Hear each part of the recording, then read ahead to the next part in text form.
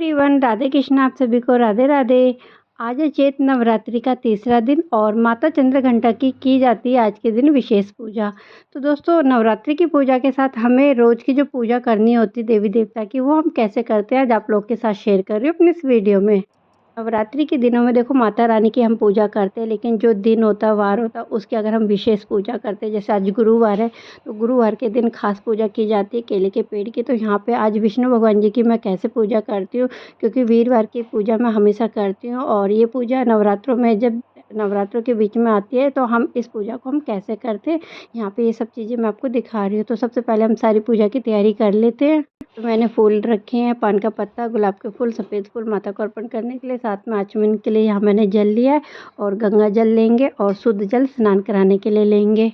ये स्नान जो कराती हूँ मैं सभी देवी देवता को रोज़ कराती हूँ, लेकिन आज गुरुवार है तो गुरुवार के दिन हम विष्णु भगवान जी को विशेष स्नान कराते हैं, पंचामृत से कराते हैं और शुद्ध जल से। तो यहाँ पे अष्टदल कमल बनाए मैंने एक पीतल की थाली में, तो कांसे की थाली और पीतल की थाली दोनों में मैं स्नान कराती हूँ हमेशा। यहाँ पे अष्टदल कमल बना के बीच में मैंने ओम या स्वास्तिक जो आप बनाना चाहे वो बना सकते हैं। यहाँ पे विष्णु भगवान जी की प्रतिमा को रखा। सबसे पहले यहाँ पे मैंने तुलसा जी की माला इन्हें पहना के रखती हूँ, वो मैंने उतारी है क्योंकि ये थोड़ी सी गिल्ली हो जाती है तो स्मेल आने लग जाती है इसमें से, इसलिए यहाँ पे मैं उसको उतार लेती हूँ। और सबसे पहले इनके चरणों पे हम जल डालते हैं। तो ये शुद्ध जल है जिसमें कुछ गंगा जल की बूंदें मिलाई है मैंने।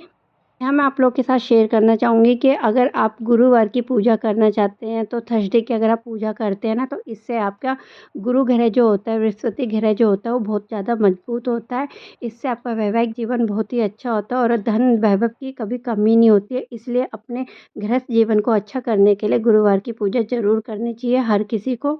पंडित जी का कहना ये होता है कि अगर आपकी कुंडली में गुरु ग्रह और शुक्र ग्रह मजबूत होता है ना, तो आपका गृहस्थ जीवन बहुत अच्छा होता है, कभी धन वैभव की कमी नहीं होती है। इसलिए हमेशा गुरुवार की हर स्त्री को ये पूजा पाठ करनी चाहिए। अगर ये पूजा पाठ भी नहीं कर सकते ना, तो आप केले के पेड़ को जल ज़रूर दीजिए। तो यहाँ पे अब मैंने यहाँ पे सबको स्नान कराया। अब आगे मेरे लड्डू गोपाल जी की बारी। तो इनको स्नान तो मैं रोज़ कराती हूँ। तो देखिए यहाँ पे दोनों को एक साथ बैठाया है और स्नान कराने के बाद ये जो दक्षिणावर्ती शंख है, मैं इसमें जल भर के रख देती हूँ मंदिर में। जब ये पूजा संपन्न हो जाती है तो इसके जल के छींटे मैं पूरे घर में देती हूँ। तो यहाँ पे पहले धो लूँगी, फिर इसमें मैं जल भर के मंदिर में रख देती हूँ। पूजा संपन्न होने के बाद हम इसके जल के छींटे देंगे। तो यहाँ पे देखिए दोनों लड्डू गोपाल जी भी स्नान करके तैयार हो गए। और देखा यहाँ पे वीरवार है तो वीरवार को मेरे लड्डू गोपाल जी ने पहने हैं पीली पोशाक, और पीली पोशाक पहना के मैंने इनको तैयार कर दिया। साथ में इनके लड्डू जिस हाथ में रखे हुए इन्होंने अपने हाथ में, उन हाथों पे मैं इनके तुलसी जी का दल रखती हूँ चंदन लगा के। तो पीला चंदन लगा के मैं इनके हाथ में तुलसी जी का दल ज़रूर रखती हूँ। घर के मंदिर में अगर आप विष्णु भगवान जी की प्रतिमा रखते हैं ना, तो लक्ष्मी माता अपने आप आपके घर में आती है, क्योंकि लक्ष्मी माता वहाँ होती है जहाँ विष्णु भगवान होते हैं। तो लक्ष्मी माता की कृपा पाने के लिए विष्णु भगवान और लक्ष्मी माता की प्रतिमा को अपने मंदिर घर में ज़रूर रखिएगा। पे शालिग्राम भगवान जी को तुलसा जी का दल इसलिए दिया जाता है कि हस्बैंड वाइफ का जो रिलेशन होता है, जो प्यार होता है, वो आपसी बना रहता है और वैवाहिक जीवन बहुत अच्छा होता है। इसलिए तुलसा जी का दल इनके समीप जरूर रखिए पूजा के समय। यहाँ पे देवी माँ को मैं पंचामृत से और शुद्ध जल से ज़रूर स्नान कराती हूँ यहाँ पे नवरात्रि के दिनों में। तो यहाँ पे बड़ी प्रतिमा जो हमने स्थापित करी है वो 9 दिन तक हम नहीं लाते, लेकिन इस प्रतिमा को हम इन देवी माँ को स्नान कराते हैं और इनको वस्त्र रूपी कलावा पहना के इनकी पूजा अर्चना रोज़ करते हैं। तो यहाँ पे स्नान और पंचामृत का स्नान ज़रूर कराया जाता है देवी माँ को, तो इनका अभिषेक हम करते हैं। क्या हुआ जल जो है हम सब ग्रहण करते हैं और पेड़ों में डाल देते हैं। अब यहाँ पे मैं कर रही हूँ पूजा। तो पूजा आरंभ करने से पहले दीप की पूजा करेंगे, गौरी गणेश जी की पूजा करेंगे, फिर जो हमने छोटी प्रतिमा रखी है हमने उनका अभिषेक किया था, अब हम उनकी पूजा करेंगे। तो डेली का ये नियम होता है नवरात्रों में मेरा पूजा करने का। आज है तीसरा नवरात्रा, तो तीसरे नवरात्रे के दिन हम चंद्रघंटा माता की पूजा करते हैं। तो यहाँ पे देवी माँ को सफ़ेद पुष्प अर्पण करूँगी और बड़ी प्रतिमा को मैं फूलों का हार रोज़ बदलती हूँ। तो यहाँ पे आज इनके ये लिए मैंने नया हार लगाया है। तो यहाँ पे अब हम इनको हार पहना देंगे और फिर हम इनको भोग प्रसाद देंगे। तो पान का पत्ता मैं रोज़ अर्पण करती हूँ। इसका वीडियो भी मैंने आप लोग के साथ पहले वाले वीडियो में शेयर किया हुआ है कि पान के पत्ते को कैसे भोग लगाया जाता है। तो यहाँ पे हम देवी माँ को भोग लगाएंगे। पे आज है तीसरा नवरात्र। तो तीसरे नवरात्र के दिन चंद्रघंटा माता की पूजा की जाती है विशेष।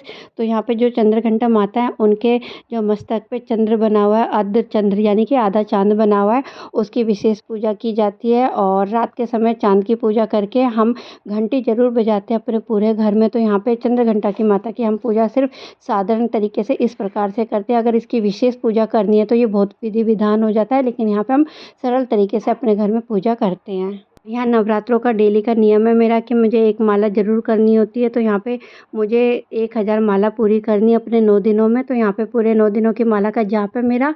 और साथ में अब मैं पढ़ूँगी यहाँ पे दुर्गा सप्तशती की पुस्तक। तो यहाँ पे आज मैं मेरा है 5वां अध्याय। तो यहाँ पे आज मैं पूरा 5वां अध्याय संपन्न करूँगी। उसके बाद फिर हम करेंगे आरती। नवरात्रों के 9 दिन में अगर हम गाय के गोबर के उपले से हवन नहीं कर सकते हैं तो हम पताशे और लौंग के जोड़े की आहुति देवी माँ को कैसे दें, आज मैं आपको दिखा रही हूँ। तो ये मेरे पास गूगल लुबान वाला दीपक है, जिसे हम इस 11 वाले साँचे में डालेंगे। तो ये हवन कुंड है और इसमें कपूर डाल के हम ये आहुति देते हैं अगर हम रोज़ हवन नहीं कर सकते हैं। तो ये पताशे और लौंग के जोड़े की आहुति ज़रूर देनी चाहिए नवरात्रि की अगर हम पूजा कर रहे हैं तो। मार्केट में रेडीमेड गूगल और लुबान का दीपक आता है ना, इसके ऊपर कपूर रख के हम पताशों के ऊपर 2 लौंग के जोड़ों को रख के देवी माँ को हम आहुति देते हैं। इससे माता रानी का ये जो भोग होता है ना पूर्ण होता है और हमारी नवरात्रि की पूजा संपूर्ण कहलाई जाती है। तो नवरात्रि की पूजा में देवी माँ को ये अर्पण ज़रूर किया जाता है इस तरीके से। तो यहाँ पे पूजा के समय पताशों के ऊपर लौंग रख के और कपूर पे जला के पूरे घर में ये दिखाया जाता है। तो देवी माँ की नवरात्रों की पूजा में ये विशेष उपाय होता है आपके घर में सुख शांति और समृद्धि बनाने के लिए।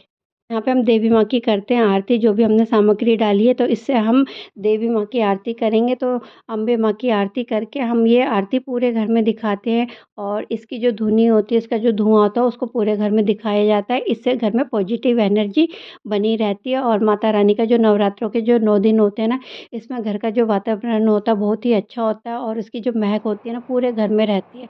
तो यहाँ पे मैं अब आ गई हूँ पूरे घर में इसकी धुनी दिखाने। तो यहाँ पे सबसे पहले मैं अपने रसोई में आई हूँ। तो यहाँ पे अन्नपूर्णा माँ का वास होता है, इसलिए यहाँ पे रसोई में ज़रूर दिखाई जाती है ये धुनी। पूरे घर में धुनी को दिखाने के बाद मैं तुलसा जी के पास रख देती हूँ बालकनी में ले जाके। तो दोस्तों यहाँ पे आपको मेरे ये वीडियो कैसे लग रहे हैं प्लीज़ बताना ज़रूर। वीडियो पसंद आ रहे हैं तो और वीडियो को देखने के लिए प्लीज़ सब्सक्राइब ज़रूर कर लीजिएगा मेरे चैनल को। आप सभी के साथ मैं बहुत सरल तरीके से पूजा पाठ की वीडियो लेके आती रहती हूँ। तो दोस्तों मैं मिलती हूँ आपसे एक और नवरात्रि के वीडियो में, तब तक के लिए bye, take care, Radhe Krishna, जय माता की दोस्तों।